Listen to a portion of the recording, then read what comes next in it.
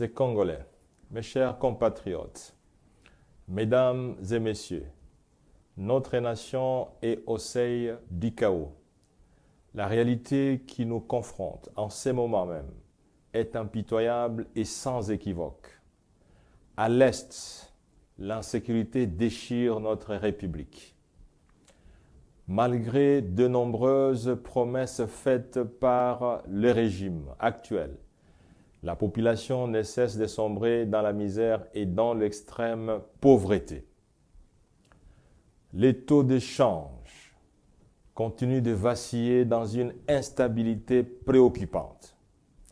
La justice est instrumentalisée et manipulée à des fins politiciennes.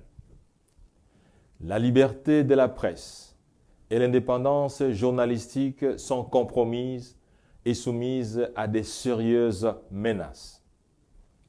La diplomatie de notre pays, à l'échelle sous-régionale et internationale, se perd dans des incohérences sans précédent.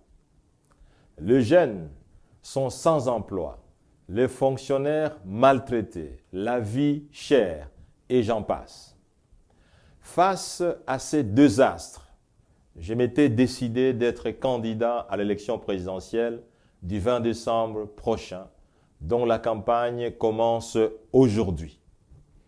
Mon objectif principal était de libérer notre nation de cette spirale infernale dans laquelle les Congolais sont piégés depuis trop longtemps. Je porte en moi les compétences et les valeurs nécessaires pour restaurer la grandeur de notre pays, comme cela a été le cas entre 2012 et 2016 lorsque j'occupais le poste de Premier ministre. Cependant, dans le souci de se maintenir coûte que coûte au pouvoir, le régime en place a intelligemment élaboré un système complexe de fraude électorale massive et de corruption. En vue de maximiser les voix et surtout pour faire échec à la manœuvre du pouvoir, l'urgence d'une candidature unique de l'opposition s'impose comme la meilleure stratégie qui soit. Telle est l'avis de tous les experts. Ainsi, à la suite des consultations qui se sont tenues à Pretoria, en Afrique du Sud, Moïse Katumbi Chapwe se dégage comme le candidat pouvant conduire les tickets de l'opposition représentés par 4 grands partis et regroupements ayant pris part à ces assises.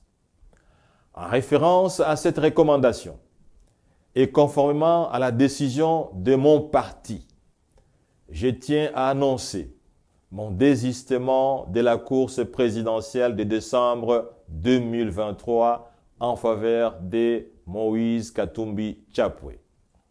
Mon désistement répond à l'aspiration profonde du peuple qui veut à tout prix que le régime change. La volonté du peuple est plus forte que la mienne. Je ne peux donc pas m'y opposer.